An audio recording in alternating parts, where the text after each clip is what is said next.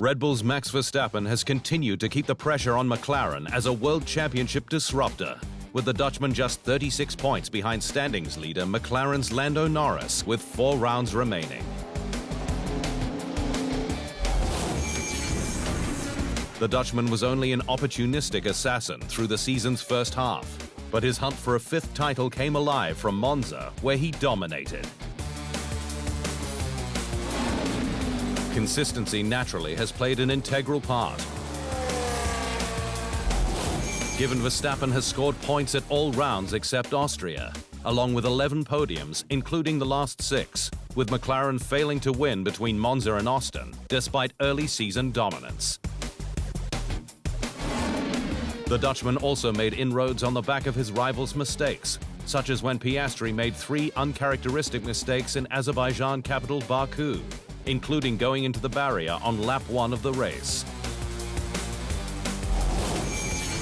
The shake-up is that Verstappen heads into the final 4 races with just 36 points to make up and 116 on the table, given sprint races left in Brazil and Qatar, where anything can happen. Going into 2025, Verstappen was hoping for more stability. Last year has been challenging at times. Of course, we had a lot of good moments, of course also some tough moments, and I hope that we can be, let's say, a little bit more stable and a little bit more all-round throughout the season. In the end, the Dutchman got what he wanted, a title fight. But there's been a lot of change at the squad, including its team principal, with Laurent Mekies replacing Christian Horner.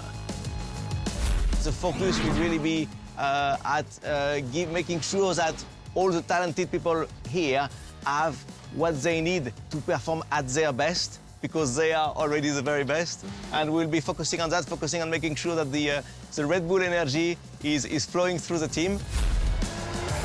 The final 4 races are going to be fascinating, as Verstappen takes the fight to the McLarens for all-out glory.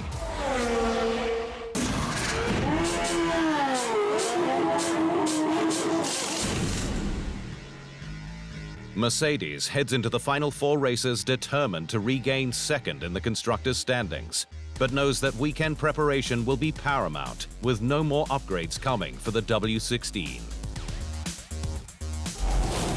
The Silver Arrows fell 1 point behind Ferrari after Mexico, but remains 9 up on Red Bull, whose RB21 is again a frontrunner in the hands of Max Verstappen, and sure to be hot on its heels in the coming events. But with no new parts going on the car, strong prep and a clean weekend will be the only way to make the difference.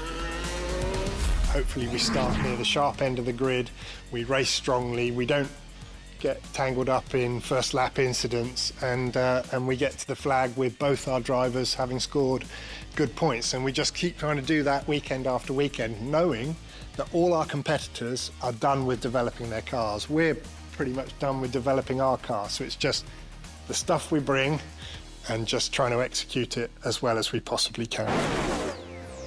Mexico also marked the 2nd FP1 this year after Bahrain for reserve Frederick Vesti, who continues to provide simulator support for the team, a role dovetailed with selected sports car races. Ferrari's Charles Leclerc topped the session, with Mercedes rookie Andrea Kimi Antonelli just over a 10th behind. Vesti, one of 9 young guns in the session, finished 14th, over a 2nd behind. And the laps are crucial to correlate his sim skills. Fred does an awful lot of simulator driving for us across the year, and so for him to actually feel the real one is really valuable, because then the correlation between the simulator and his own feedback in the track get brought together, and it just makes our simulator program that much more valuable when the people driving in it have tasted the real car, not just the race drivers, but also the test drivers.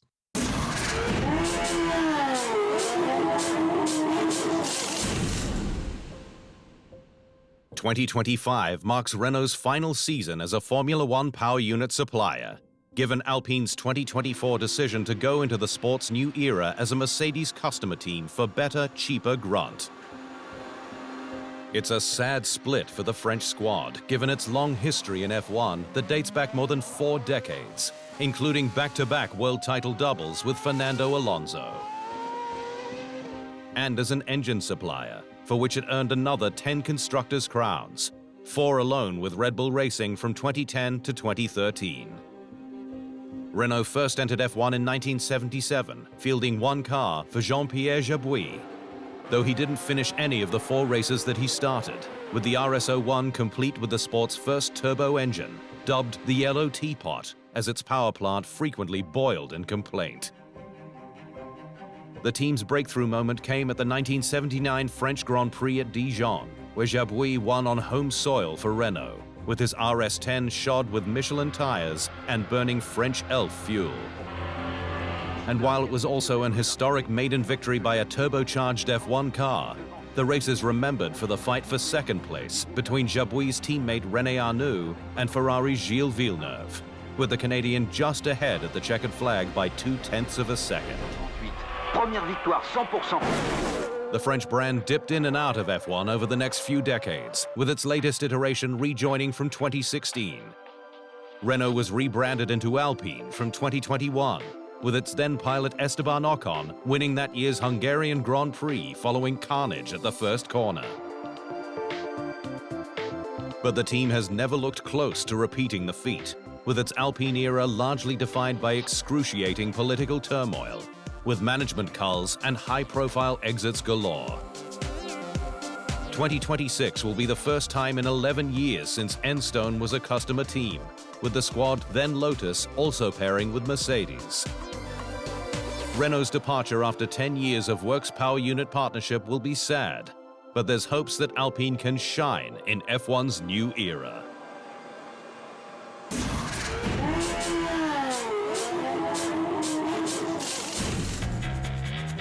Formula One fans were screaming for a thrilling new chapter in the chase for the driver's title as the sport touched down in Mexico for its 25th edition. And they got it, with McLaren's Lando Norris reclaiming the championship lead with a 15-point turnaround, following a dominant win from pole on a day when teammate Oscar Piastri could only manage 5th. Norris came home over 30 seconds ahead of his nearest rival, Ferrari's Charles Leclerc, following a penultimate lap virtual safety car that ruined Red Bull Top Gun Max Verstappen's chance to pass him.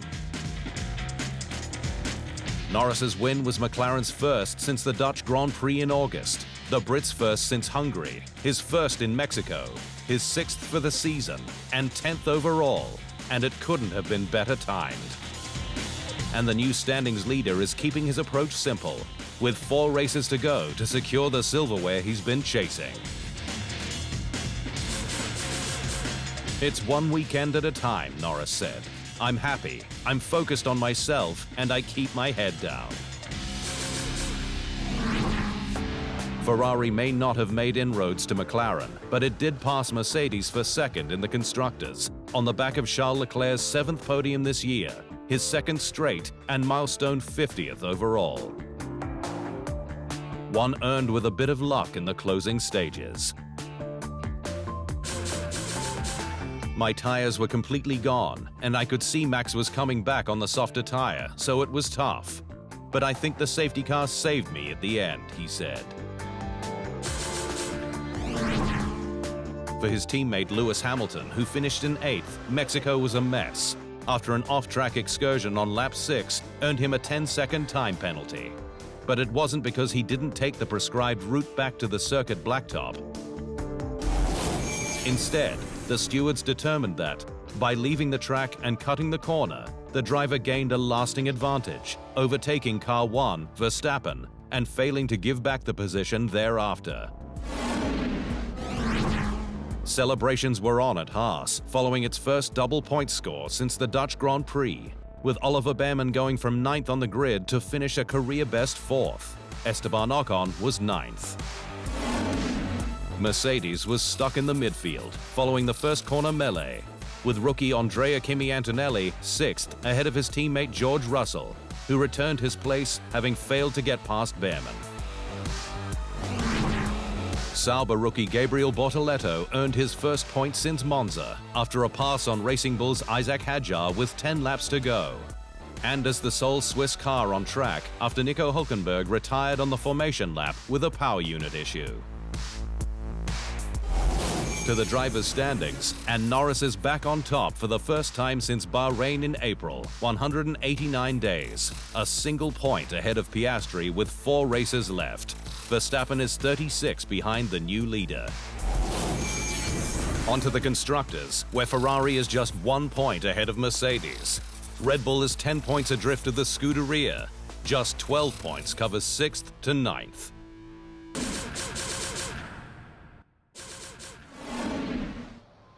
Thanks for watching. To stay up to speed on all things Formula One, make sure you hit the subscribe button.